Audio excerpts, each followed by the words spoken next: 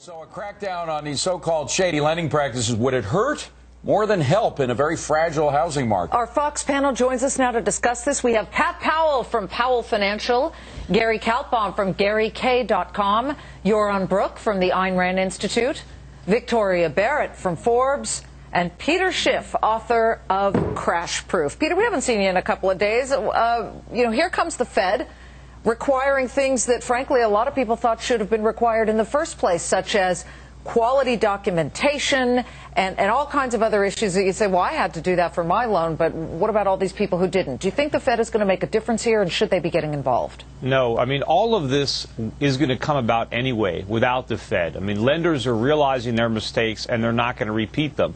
But the root cause of those mistakes in the first place was the Fed itself and its inflationary monetary policy, irresponsibly lowering interest rates the way they did and leaving them there. So they created this Frankenstein. You know, it's ridiculous for them now to be trying to think about ways of dealing with it. In fact, what they're doing now is more of the problem. They still have interest rates much too low, and they're lowering them. They should be tightening up on money supply. They should be raising interest rates right now and let the market sort this out. Yes, it means home prices are going to go down, but they have to go down.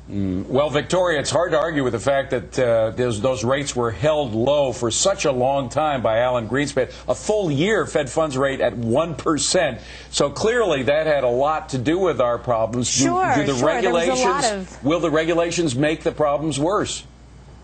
I fear they will, simply because the subprime market is going to evaporate. If you are a lender, you're not going to want to touch that market for fear of lawsuits, because part of this proposal puts more onus on lenders to verify whether someone can pay back their loan.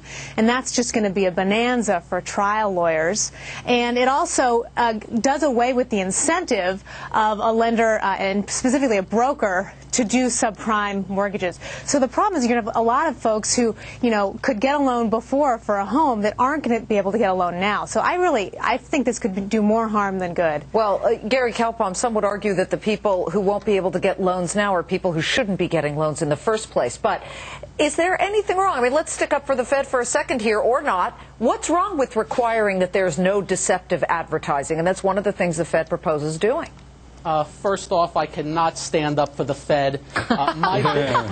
Look, my biggest problem with all this, and I've been saying it for 2 years, they watched it, they saw it, they did nothing about it. They said there was never a problem until it's their problem. Now the same idiots who got it all wrong are trying to fix things. I don't want these guys doing anything to fix things because they've been wrong about everything. Look, this should never happen in the first place. Deceptive practices are illegal. People should go to jail. People should be fined. I don't see any of that happening. Why aren't people getting in trouble for handing out $250,000 mortgages to people without any documents? That's my biggest issue. This is not going to hurt. It's not going to help. Hopefully the lending industry learns their lesson and goes back to the norm. Pat Powell, I hate excess regulations almost as much as I hate excess taxes. But the one thing that's not on here that I was kind of surprised about was no minimum down payment. That is, a lot of people got into these mortgages without putting a penny down. I grew up thinking you had to put at least 10%, if not 20% down. Absolutely. The banks used to go out and kick the tires on your house. They used to make sure they'd kick the tires on you as well to make sure that you were going to be able to pay them back. And it's the securitization that has caused banks to basically relax all their regulations. I'm glad that they didn't put in a required minimum down payment, because I think the market can find its own requirements. Suppose you get a big fancy job, you're just out of college, and you get a $500,000 a year job, but you haven't saved enough for a house. So rent. But can't you afford a mortgage? Rent. If you can find a lender who will give you a mortgage, you should be able to get it. It shouldn't be the Fed who determines. Well, I'm not saying they shouldn't, but I'm just saying it shouldn't be the Fed or you or I determining whether somebody should rent or buy. It should be the overall marketplace. Joran, can you just tell me what's wrong with the Fed's sort of good intentions of getting involved and just setting some basic guidelines for getting mortgages and giving mortgages? Well, everything is wrong with it. They shouldn't be regulating this business to begin with. I love this guy. Well, I'm consistent, you know that. I mean, all they can do is mess this up. They're going to dry up the subprime mortgage market, as was noted. But the Fed shouldn't be getting into the business of setting contracts. I mean, they'll take out all innovation out of the markets and so on. Now, if fraud is committed, We have plenty of laws on the books about fraud. We don't need more regulations in order to prosecute people who committed fraud. Let them go to jail. This is just ridiculous. Prepayment penalties, banning those. What's wrong with prepayment penalties? Well, I think there's something very wrong with the prepayment penalties, and that's when you look at the actual documents and how they put them together, and you look at what the broker's role was in this. They got incentives as much sometimes as 4% of the value of the mortgage to put you into a much higher costing mortgage than what you might otherwise qualify for. Let me finish my point. And the only way that they could Hold on, guys. The only way they could justify those extreme payments was to put in these prepayment penalties. These payments were never disclosed to the buyers, so the buyers had no idea that all of this was going into their mortgage. So I think there are some justifications here. Peter Schiff. The borrowers have to take some responsibility over the contracts they sign. A prepayment penalty is kind of like a back-end sales charge in a mutual fund. I mean, you get a lower cost going in, but look, this should be up to the lenders. I mean, they're gonna rediscover. I mean, a down payment. You talk about nothing down. The down payment is the single most important part of a loan, because that's what assures you that the borrower is not going to commit to a mortgage he can't afford, because he doesn't want to lose that down payment, and it protects the lender if they do foreclose, because there's some assets there. Go ahead, Vicki. One thing I will credit the Fed for is they're trying to inject more transparency into this market. I think a lot of folks got hosed because they didn't know what they were getting into. They're seeing all these contracts that are in, gobbledygook English. If we could make this process simpler, the system overall would benefit. That's a positive. Well, tell us how we'd make it simpler, Victoria. Well, by putting these contracts in English so people know what they're getting into. Put these contracts in English so people know what they're getting into. More information would help buyers make better decisions. They knew what they were getting into. They thought they were getting exactly what they were getting into. Hold on. Don't sign a contract you don't understand. Guys, stand by, Gary. Hold on, Gary's here. Look, the biggest problem is this is like eating soup with a fork, what Paulson's proposing and the Fed. The biggest problem right here is the fact that people bought at fantasy prices. They're all underwater. They're better off renting. They're going to still drop the keys off at the doorstep because they're paying off nothing. Sounds like Dave Ramsey talking, by the way. Gang, thanks very much. A lot more on this subject. Other commodities are trading in the stratosphere. They're taking food prices, though, along with them for the ride. Is that a bigger problem than the cost of energy? We bring back our Fox panel now to discuss it. And Peter Schiff, you can start on this one. What do you think? Which is the bigger issue? Well, it's inflation. I mean, remember, there's no such thing as food price inflation or energy inflation. There's just inflation. You know, when you inflate a ball, it expands. It doesn't rise. Prices rise and fall, but it's the money supply that's being expanded. That's the inflation. The result is that prices are rising. That's why wheat is going up. That's why oil is going up. And, if you take the typical family today, if they spend $300 a week on groceries, my guess is 3 years from now, they're going to have to spend $600 a week to buy the identical items. And I think what's probably going to happen is, rather than spending that much money on food, because they're not going to have it, the average American family is going to make big changes in its diet over the years. They're going to eat a lot less meat, a lot less fish and fresh produce, and a lot more rice, a lot more bread, and a lot more potatoes. Well, Pat, let me throw out another suggestion that actually I think Peter might agree with. We are subsidizing farmers, particularly millionaire farmers. 2/3 of all subsidies go to farmers that are rich, to the tune of billions and billions and billions of jobs. Just another agricultural bill. Is that perhaps spurring on things as well? I mean, we're paying them more, and we're paying more. Yeah, you're going to have a really hard time getting me to like subsidies of any kind. So I think, though, that Peter has it really wrong. I think this is really a very basic economics 101 supply-demand issue. We have three reasons why these are going up. Prices are going up. You have ethanol, which is taking food off your table and putting it into... But again, government subsidies. Yes, but it's changing the way we use a particular product. You have oil. Do you know that every one of us Americans, it costs about 400 gallons of oil products to put food on our table? And you have population. The world populations are expanding. And, you have middle class lining up all over the world, the BRIC countries, ready to eat the way we eat. This is a basic supply-demand issue. It's systemic, and it's going to be here for a long time. What you're missing is that a growing economy lowers food prices. When you have economic growth and expansion... Ridiculous. A growing economy doesn't lower food prices. Does. You have so much land, you can plant so much on the land, and you can get so much out of it. Okay, Gary's back. You don't understand basic economics. Hold back Peter, to the U.S. Hold on. Let me explain this for a second. Peter, hold on the insults for a second. Gary Kaltbaum, you go. Let me explain what you said is wrong, though. He's not listening. In a minute, Gary. Thank you. Have a great day, Peter.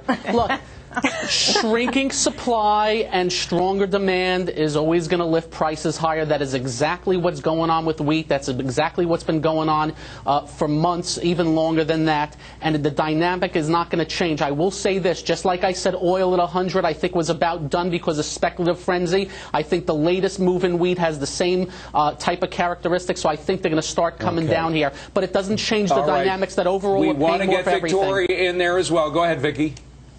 Well, I'm less concerned about the wheat prices rising simply because it's easier to change your eating habits than it is to change your oil consumption. You can't change the length of your commute and shorten it in half. Most people can't decide not to go into work half of the week. But food, you can change your consumption behavior.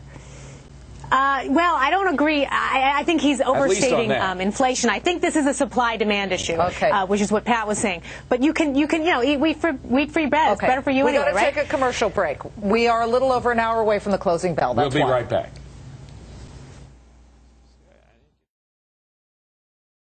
One simple question emerging from all the debate on Capitol Hill: is Congress spending your money wisely? You really want my opinion? Yeah.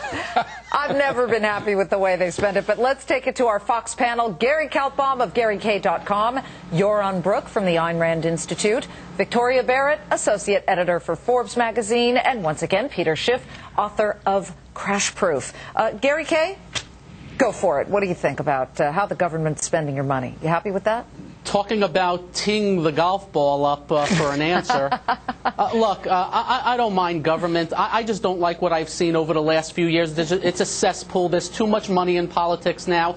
The spending is out of hand. The earmarks are out of hand. I say we get rid of everyone in there, put all new people in that really do care and don't spend like crazy people and really do the things that need to get done. And by the way, nobody has still done anything about Social Security, which is a ticking time bomb down the road.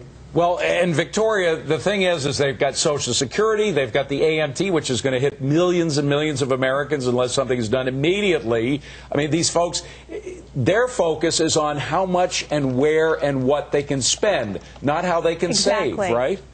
Exactly. That's the fundamental problem with Washington right now. No one talks about cost cutting. And like we've said before, there's just thousands of pages of these earmarks. There needs to be more transparency and more accountability. We're spending so much on government entitlements. Meanwhile, we have these time bombs like Social Security that we need to address, but no one wants to touch it because it's complicated and it would require cutting costs, cutting spending, and that's not popular.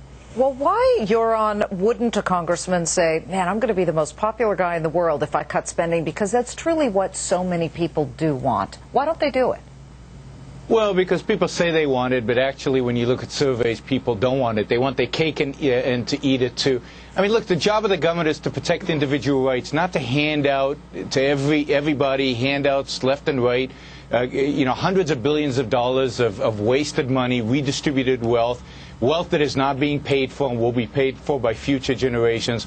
I mean, the budget in Washington is absurd. It is ridiculous. And the real core functions of government are not doing well, and instead the money's being squandered. Well, Peter, there are a couple of politicians, one of whom I believe you support, you're a Ron Paul guy, if I'm not mistaken, who say, look, it's time to just, pull up our boots, cut organizations that we don't need of questionable purpose, like the Department of Commerce, perhaps the Department of Education, the Department of Energy. Is anybody going to take folks like that seriously? Well, I hope so. I'm taking them seriously. I've given them money. I've encouraged my clients to give them money. I would encourage the viewers of the program to give money to Ron Paul and give them your vote. Why should we expect Congress to spend our money wisely? I mean, it's not their money. It's our money. That's the problem. That's right. They're spending our money to secure their own re-election. And that's what's important to them, but it's not important to us. Gary? The problem is Peter's right. They actually think it is their money. They think it's their right, and some people actually think they need more of our money. I am amazed the fact that they get $2 to $3 trillion of our bucks, and people are proposing to raise taxes now in an economy that's slowing down just so they can spend more and more. It is absolutely obscene, and if anybody wants to know why Ron Paul is catching on, it is just for these reasons. See, I think the popularity contest will be won sometimes in some realms by the people who say they will cut.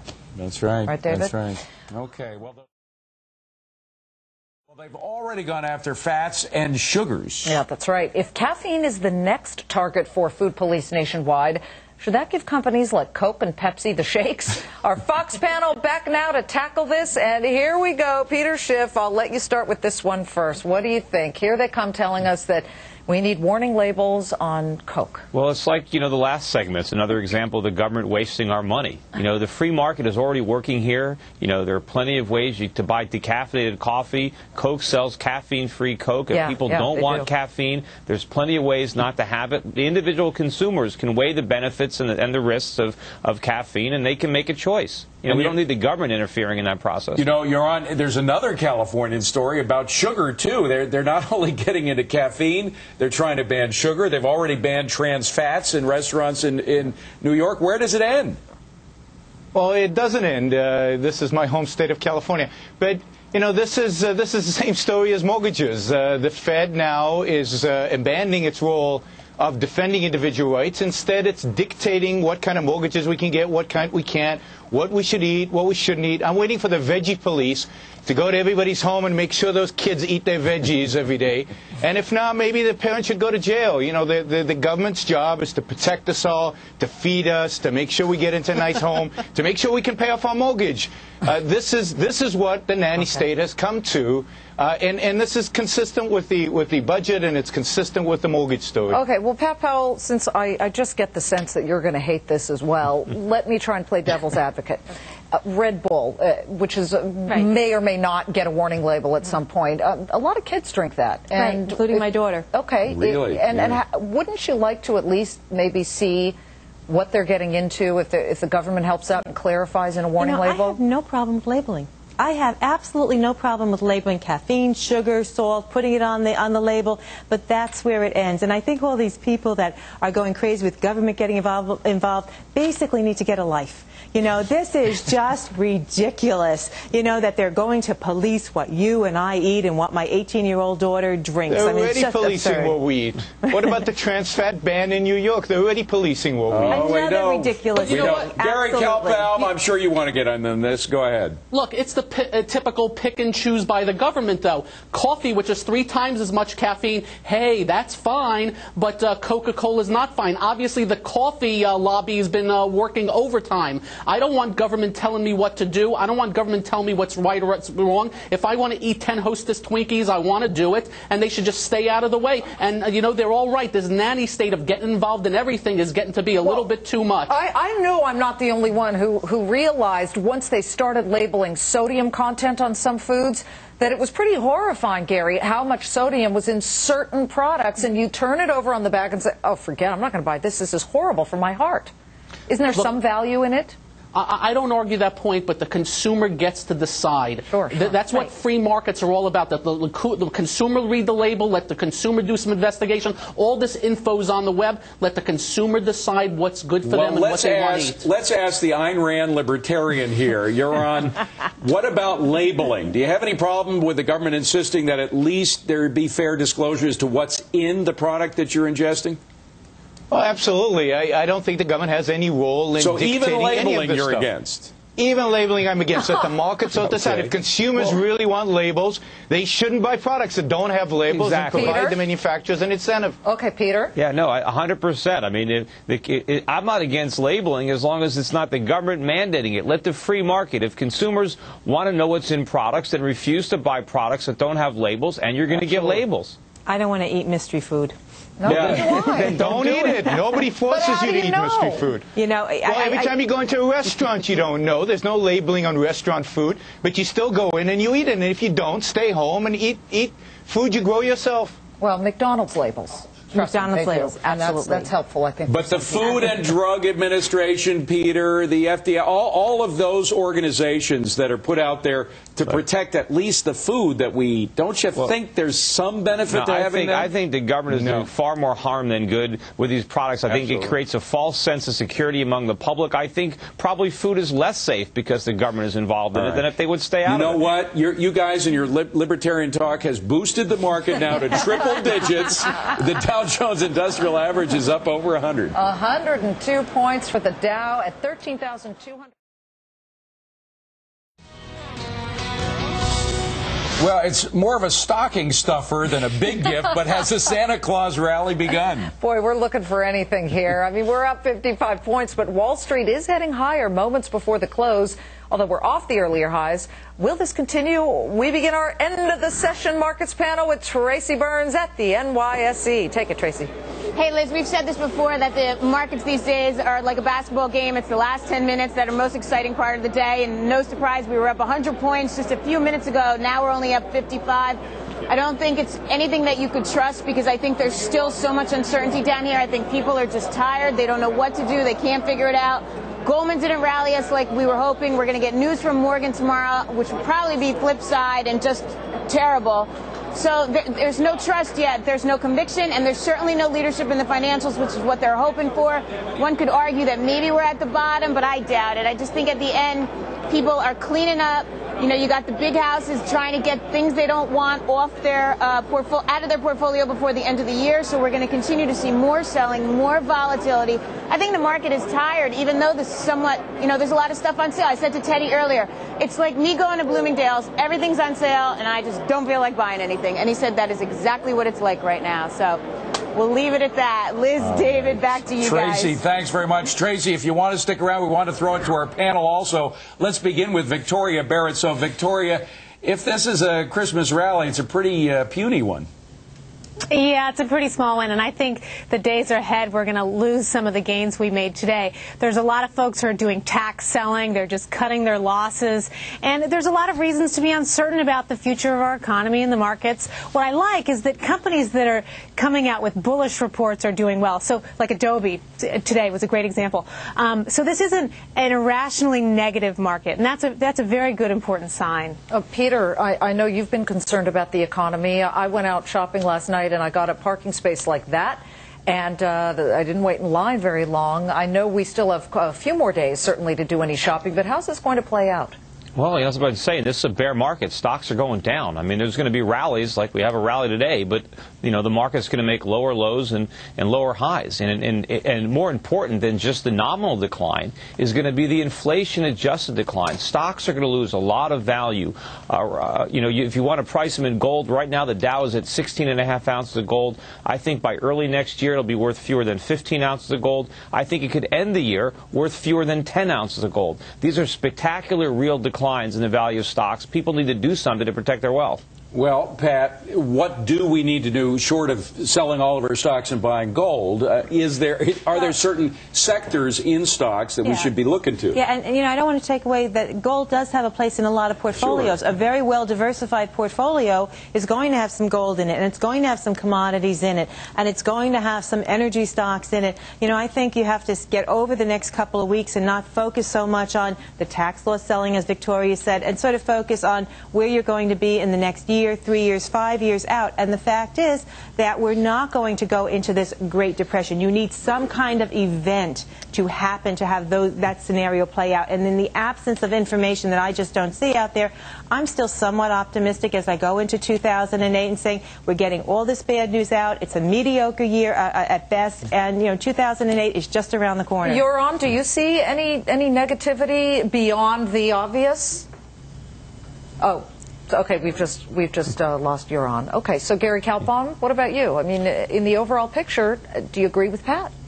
Here's my biggest problem right now. I'm always looking for leadership in the market, and you really have a clear lack of leadership going into the new year. I'm not really worried about the next few days. I think you could get a holiday move, but that's the tree. The forest is that overall the market's got a lot of issues. If you just look at the charts of the financials and retail, they're saying something. When you look at financials and retails, which had a mini crash, I think it's the economy, and I'm worried about going into the new year, and I think the first quarter could be tough. Peter, I'm just curious, I know you put a lot of money abroad, but if you want to keep your money in the States right now, where do you put it?